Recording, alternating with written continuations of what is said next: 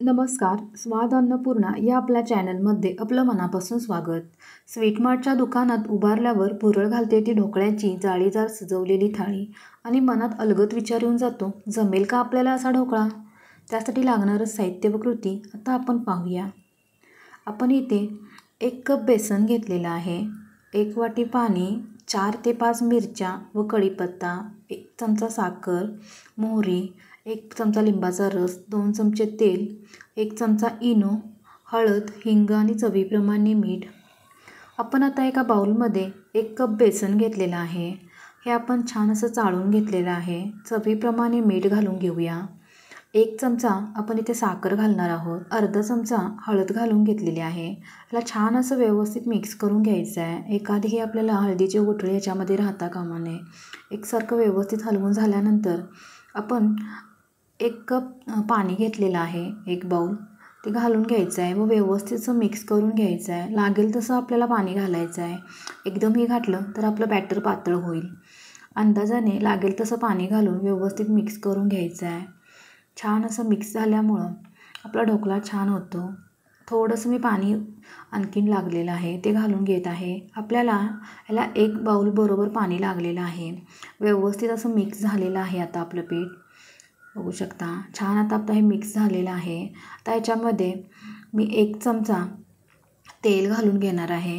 तेल घातल्यामुळं आपल्या ढोकळ्याला छान असा खुसखुशीतपणा येतो व खातेवेळी आपल्या घशामध्ये तो अडकत नाही, कोरडा लागत नाही आपल्याला जास्त. मी आता 1 चमचा तेल घालून घेतलेला आहे व पुन्हा एकदा ह्याला मी व्यवस्थित असं फेटून घेत आहे, जेणेकरून आपलं तेल पिठामध्ये व्यवस्थित मिक्स होईल. आणि आता मी 10 मिनटासाठी ह्याला बाजूला ठेवत आहे.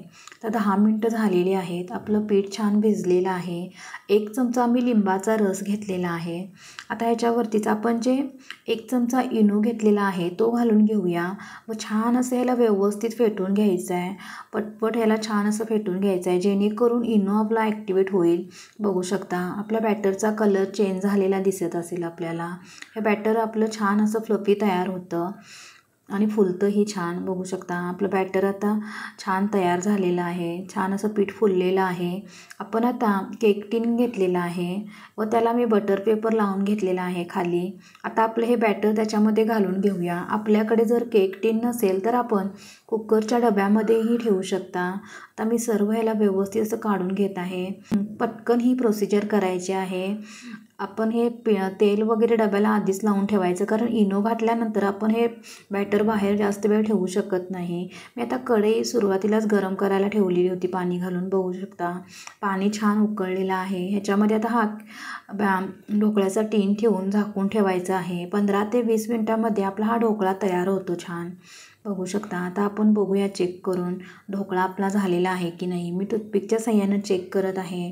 टूथपिक घालून बघितलेली आहे. बघू शकता टूथपिक छान अशी क्लिअर आलेली आहे आपली.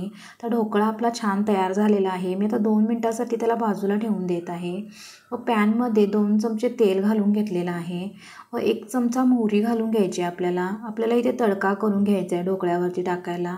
मी पाव चमचा हिंग घालून घेतलेला आहे. हिंग घातल्यामुळं आपली फोडणी छान लागते. आता याच्यामध्ये 10-12 आपण कढीपत्त्याची पानं घालून घेतलेली आहेत व छान असे तडतडून लागल्यानंतर आपण 4 ते 5 मिरच्या घेतलेल्या आहेत. मिरच्यांनाही एक उभा कट मारून घ्यायचा आहे, जेणेकरून फोडणीमध्ये घातल्यानंतर त्या उडणार नाहीत.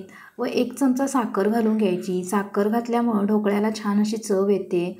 व 1 मोठा बाऊल आपण ह्याच्यामध्ये पाणी घातलेलं आहे व पाण्यालाही छान अशी उकळी आणून घ्यायची आहे. आता आपण ह्याच्यामध्ये 1 चमचा लिंबाचा रस घालून घेत आहोत. जर आपल्याला आवडत असेल तर घाला व चवीप्रमाणे मीठ घालून घ्यायचं आहे. लिंबाचा रस घातल्यामुळं ढोकळा छान खमंग लागतो. आता आपण सुरीच्या साह्याने ढोकळ्याच्या कडा व्यवस्थित सोडवून घेऊया व एका प्लेटमध्ये आपल्याला आता ढोकळा काढून घ्यायचा आहे. बघू शकता इझिली आपला हा ढोकळा निघतो टीनमधून व्यवस्थित छान असा तयार झालेला आहे. आता आपण हा बटर पेपर काढून घेऊया. बटर पेपर नाही घातला तरी चालेल, काही हरकत नाही. फक्त तेल लावून घ्यायचं आपल्या टीनला, जेणेकरून ढोकळा आपला अलगद व्यवस्थित निघला जाईल. बघू शकता ढोकळ्याला किती छान अशी जाळी पडलेली आहे. एकदम असा छान असा स्पॉन्जी ढोकळा आपला तयार झालेला आहे. एकदम असा नरम छान, कलर तर फारच सुरेख आलेला आहे. आता आपण याला कट करून घेऊया. ढोकळा छान असा थंड झाल्यानंतर आपल्याला कट करायचा आहे, नाहीतर तो कुस्करला जाईल. गरम असते वेळी जर कट केला तर व्यवस्थित असा ह्याला कट करून घ्यायचा आहे. आपल्याला आवडेल त्या साईजप्रमाणे ढोकळ्याचे पीस आपण करू शकता. आता आपली जे तडका करून ठेवलेला आहे तेही थोडं थंड करून घ्यायचं नाही. गरम असते वेळेस ह्याच्यावरती आपल्याला ते तडक्याचं पाणी ओतून घ्यायचं आहे.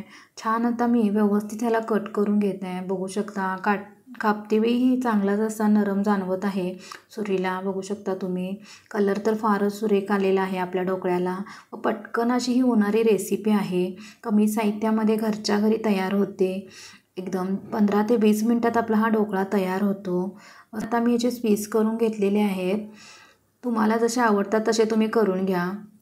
एकदम गरम असा ढोकळा काढायचा नाही, नाहीतर निघतही नाही तो व्यवस्थित. बघू शकता मी आता एखादा ढोकळा आपल्याला दाखवते कसा तयार झालेला आहे. बघू शकता छान अशी जाळी पडलेली आहे.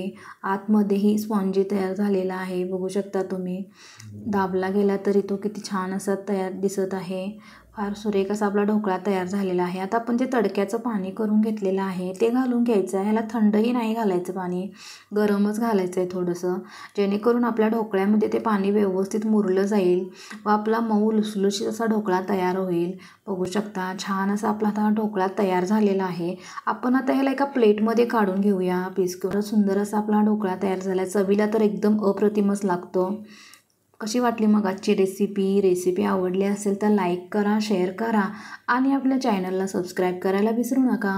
पुन्हा भेटू अशाच एका छान रेसिपीमध्ये. धन्यवाद.